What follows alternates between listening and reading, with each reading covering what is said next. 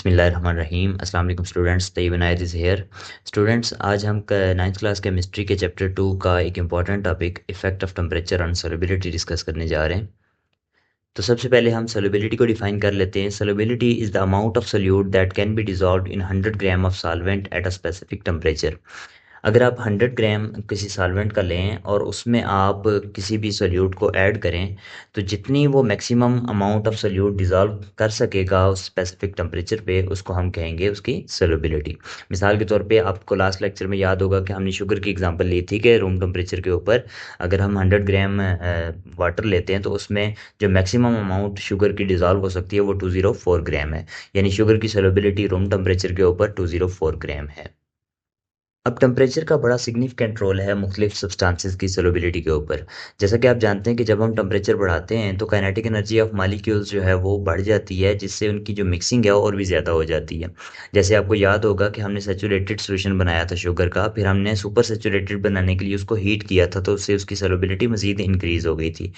तो general cases में ये होता है कि जब आप टेम्परेचर बढ़ाते हैं तो सोल्युबिलिटी बढ़ जाती है।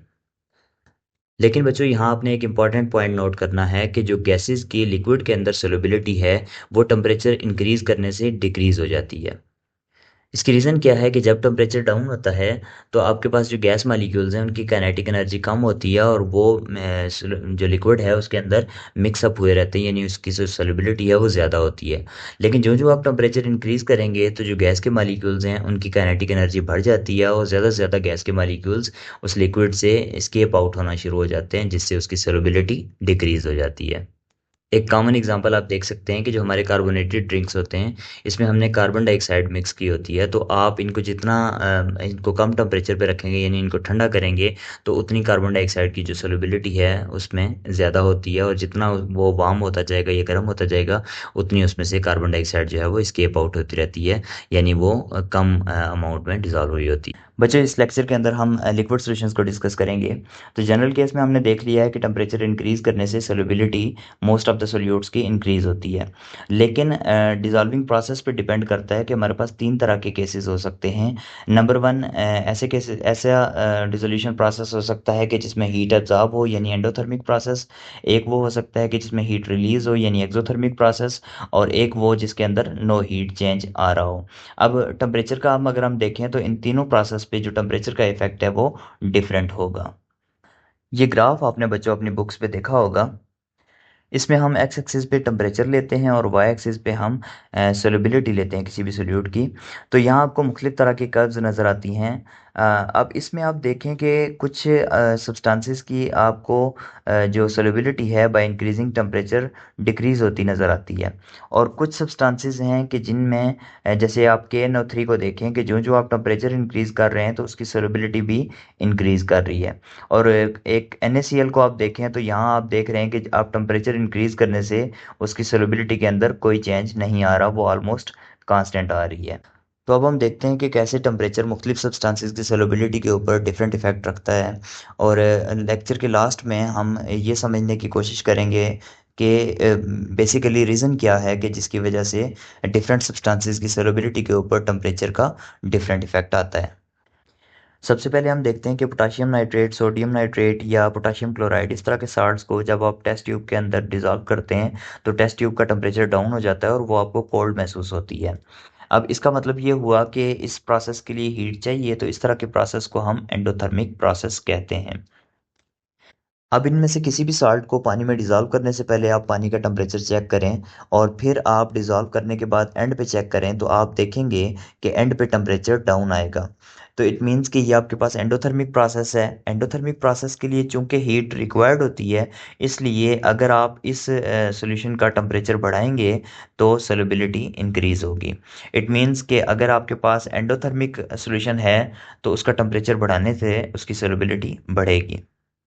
अब जो एंडोथर्मिक सॉल्यूशन देते हैं उन सॉल्ट्स में आप potassium nitrate, sodium nitrate, potassium chloride और अमोनियम क्लोराइड की एग्जांपल्स ले सकते हैं। दूसरे केस में आप देखें कि आप लिथियम सल्फेट या सीरियम सल्फेट जैसे साल्ट लें और उनको आप टेस्ट ट्यूब के अंदर डिज़ोल्व करें, तो आप देखेंगे कि टेस्ट ट्यूब का टेम्परेचर राइज हो जाएगा और वो आपको वार्म महसूस होगी। इट मीन्स कि उस सॉल्यूशन से हीट रिलीज़ हो रही है। तो ऐसे प्रोसेस जिनमें हीट रिलीज़ होती है उनको हम एक्सोथर्मिक प्रोसेस कहते हैं। अब आप इनमें से कोई सा भी सॉल्ट लेके आप डिज़ोल्व करने से पहले पानी का टेम्परेचर चेक करें और फिर डिज़ोल्व करने के बाद चेक करें, तो आप देखेंगे कि बाद में टेम्परेचर राइज़ कर जाएगा। इट मीन्स कि सॉल्यूशन बनने के बाद हीट रिलीज़ हुई है।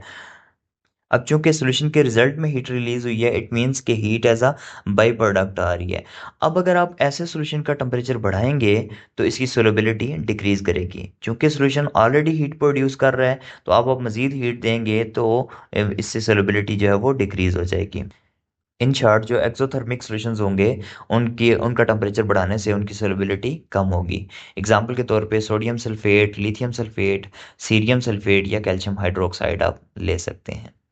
तीसरा हमारे पास केस है जिसके अंदर कोई हीट चेंज नहीं आता, यानी आप सॉल्यूशन बनाने से पहले पानी का टेम्परेचर चेक करें और सॉल्यूशन बनाने के बाद चेक करें तो आपको कोई फ़र्क नज़र नहीं आएगा। मिसाल के तौर पे आप NaCl का सॉल्यूशन बनाएं, तो इसमें आप टेम्परेचर आप सॉल्यूशन बनाने से पहले पानी का चेक करें और सॉल्यूशन बनाने के बाद भी चेक करें तो आपको कोई डिफरेंस नज़र नहीं आएगा। अब चूंकि इस सॉल्यूशन में ना हीट एब्जॉर्ब हो रही है ना हीट रिलीज हो रही है, तो टेम्परेचर का ऐसे सॉल्यूशंस के ऊपर कोई इफेक्ट नहीं होगा, यानी टेम्परेचर बढ़ाने या कम करने से सोलबिलिटी के ऊपर कोई खास फर्क नहीं आएगा। अब हम रीज़न जानने की कोशिश करते हैं कि क्यों टेम्परेचर जो है वो डिफरेंट सब्सटेंसेस की सोलबिलिटी के ऊपर डिफरेंट इफेक्ट रखता है। अब एक्चुअली होता यह है कि डिसोल्यूशन प्रोसेस के दौरान दो तरह की एनर्जी चेंजेस आती हैं। Number one, energy required to separate solute particles. अब एक्चुअली जो सोल्यूट के पार्टिकल्स होते हैं उनकी आपस में फोर्सेस ऑफ अट्रैक्शन होती हैं, तो डिसोल्यूशन प्रोसेस के लिए ज़रूरी है कि सोल्यूट के पार्टिकल्स अलग हो जाएं। तो इसके लिए हमें एनर्जी प्रोवाइड करनी पड़ती है जिससे वो forces of attraction between solute particles break होती हैं और सोल्यूट के जो पार्टिकल्स हैं वो सेपरेट होते हैं। अब चूंकि ये एनर्जी रिक्वायर्ड होती है, यानी ये वो एनर्जी है जो हमें प्रोवाइड करनी पड़ती है। Second is energy released when solvent particles surround the solute particles।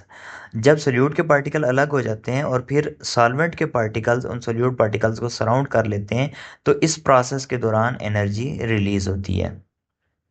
अब नेट जो आपके पास प्रोसेस होगा वो एंडोथर्मिक होगा या वो एक्सोथर्मिक होगा, ये डिपेंड करता है इन दोनों एनर्जीज के बैलेंस पे।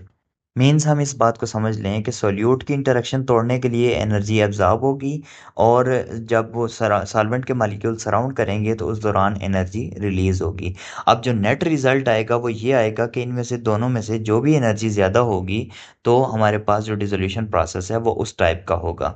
अगर एब्जॉर्ब होने वाली एनर्जी ज़्यादा हुई तो फिर एंडोथर्मिक प्रोसेस होगा, अगर रिलीज़ करने वाली एनर्जी ज़्यादा हुई तो फिर एक्सोथर्मिक प्रोसेस होगा। मिसाल के तौर पे जब हम एंडोथर्मिक प्रोसेस को देखते हैं तो इसमें जो एनर्जी सोल्यूट पार्टिकल्स को ब्रेक करने के लिए चाहिए वो ज़्यादा होती है, और जब लिक्विड सॉल्वेंट के मॉलिक्यूल सराउंड करते हैं तो वो एनर्जी कम रिलीज़ करते हैं। तो इट मींस ओवरऑल जो प्रोसेस है वो एंडोथर्मिक हो जाएगा।